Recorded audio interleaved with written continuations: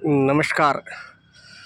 सभी का स्वागत मेरे इस मित्र मंडली के चैनल में। सभी मित्रों का, सभी बंधुओं का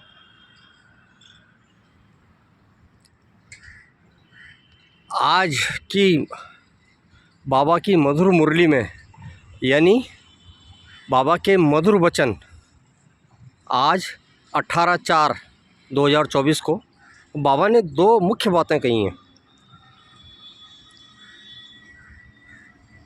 पहली बात कि किसी से मांगना नहीं है, मांगने से मरना अच्छा। और दूसरी बात बाबा ने बोली है कि बीती को चितवो नहीं, बीती को चितवो नहीं।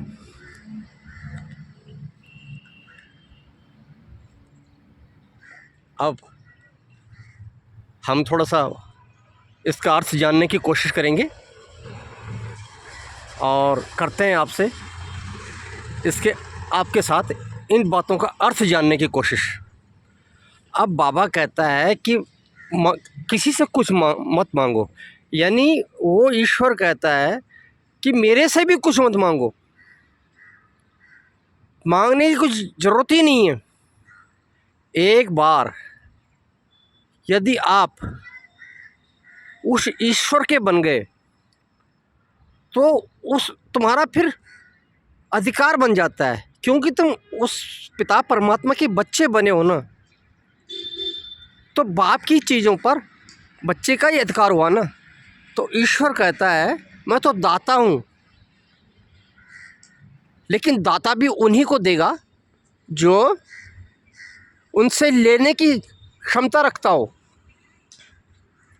अब दाता से लें कैसे? दाता देने को तैयार बैठा है, लेकिन लेने वाले में भी तो इतनी शक्ति होनी चाहिए कि ले सके। और लेने का तरीका है कि हम बाबा को जाने, उनकी विशेषताओं को जाने, उनकी याद में रहें। और जान कैसे सकेंगे? भाई परमात्मा है, अशरीरी है, अभोक्ता है, निहंकारी है, निर्विकारी है। तो जिसका शरीर ही नहीं है उसको तुम जानोगे, पहचानोगे कैसे? है ना। अब सवाल यहाँ होता है कि उसके लिए ज़रूरत पड़ती है हमारे को तीसरी आँख की, या या मन से, बुद्धि से आप उनको देख सकते हो। और तीसरी आँख यानी उस परमात्मा ने हमें ज्ञान रूपी आँख दी है, जिसके द्वारा कि हम उसको विजुलाइज कर सकते हैं और देख सकते हैं। और एक बार विजुलाइज करने से हम अपने बुद्धि में उस चीज़ को विजुलाइज करते हैं तो हमें परमात्मा से शक्तियाँ मिलनी शुरू हो जाती हैं। और उस परमात्मा की जो भी चीज़ है, जो भी विशेषताएं हैं, गुण ज्ञान की विशेषताएं हैं, जो खजाने हैं, वो हमें स्वतः ही मिलने शुरू हो जाते हैं। यानी बाबा इसी बात को कहता है कि तुम तो दाता के बच्चे हो, तो तुम्हें मांगने की ज़रूरत नहीं। तुम मेरे बच्चे हो, मेरी जो चीज़ है उस पर तुम्हारा अधिकार है। तो जिनका अधिकार होता है उनको मांगने की ज़रूरत नहीं पड़ती। पहला पॉइंट क्लियर।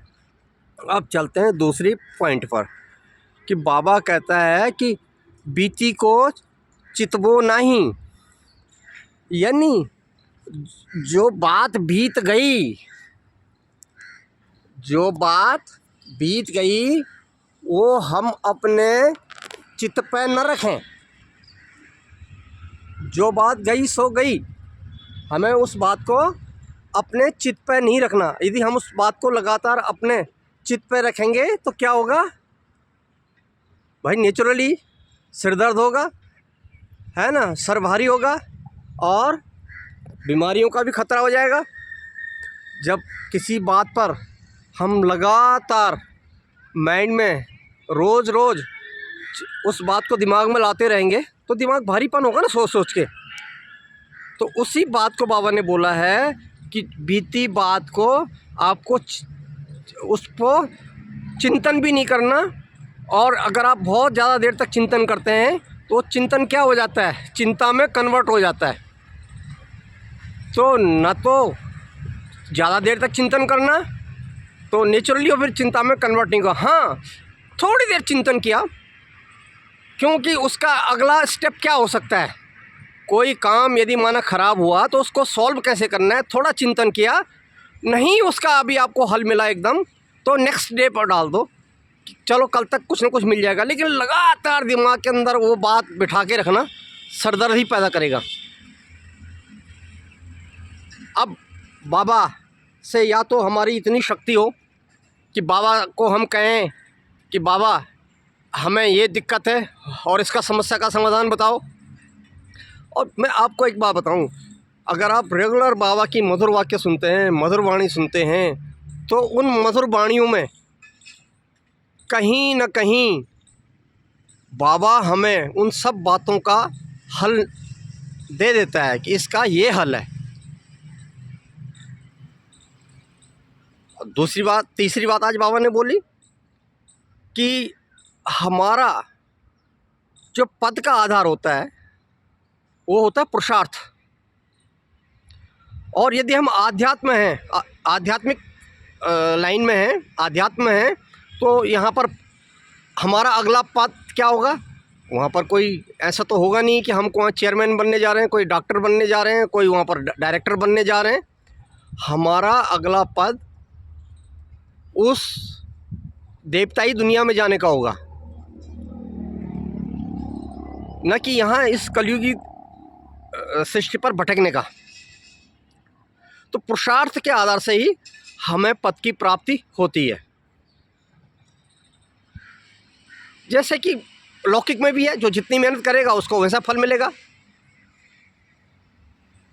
तो ईश्वर तो हमें रोज रोज गुण ज्ञान के खजानों से भरपूर करता है, और हमें उस परमात्मा जो हमें रोज़ाना हमें गुण ज्ञान का प्रसाद बांटता है, वो डिपेंड करता है कि हमारी उनमें लगन कितनी है, हम उनकी बातों में मगन कितना होते हैं। लगन और मगन यदि दो चीज़ें हैं तो बात समझ भी आती है और हमारा मन बाबा की मधुर वाणियों में लगता है। मुझे बहुत सारे लोग जो जान पहचान के हैं और मेरे से पूछते हैं कि भाई आप वहाँ जाते हो तो आपको सिखाते क्या हैं, आपको बताते क्या हैं। पहली बात तो मैं कहता हूँ भैया आप भी आइए कभी, आपको स्वतः ही पता चल जाएगा क्या सिखा रहे हैं, क्या बता रहे हैं। लेकिन लबो लो अब मैं आपको बता देता हूँ, जब आपने पूछ ही दिया है तो वहाँ जीवन परिवर्तन हो जाता है। हमारी सोचने की शक्ति बदल जाती है। हम नेगेटिव की जगह पॉजिटिव सोचना शुरू कर देते हैं। आध्यात्म है क्या? एक जीवन जीने की कला और जीवन परिवर्तन करने की कला। अब वैसे तो बहुत कुछ है वहाँ पर कि मैं कौन, मेरा कौन, ये तो बात की बातें हैं। लेकिन जो मोटी सी बात है कि आपके अंदर परिवर्तन आना शुरू हो जाता है। आपकी लाइफ हमेशा खुश मिजाज रहने लगती है, आपको आनंद का अनुभव होने लगता है। तो मेरे ख्याल से ऐसे छोटे छोटे वीडियो में और बाबा की जो प्यारी बातें हैं उनका हम यूं ही मनन चिंतन करते रहेंगे, आपसे शेयर भी करते रहेंगे। और लंबा वीडियो न बने इसका ध्यान रखते हुए कि आपको समय इतना मिलता है कि आप पढ़ सकें, सुन सकें। तो अब आपसे इसी पार्क से, हरे भरे पार्क से, हरी भरी बातों के साथ, हरे भरे भविष्य की कामना के साथ, आपसे सभी की हरे भरे भविष्य की कामना के साथ आपसे इसी पार्क से विदा ले रहा हूँ। और मिलते हैं किसी अन्य वीडियो में बाबा के मधुर वचनों के साथ या किसी अन्य विषय के साथ।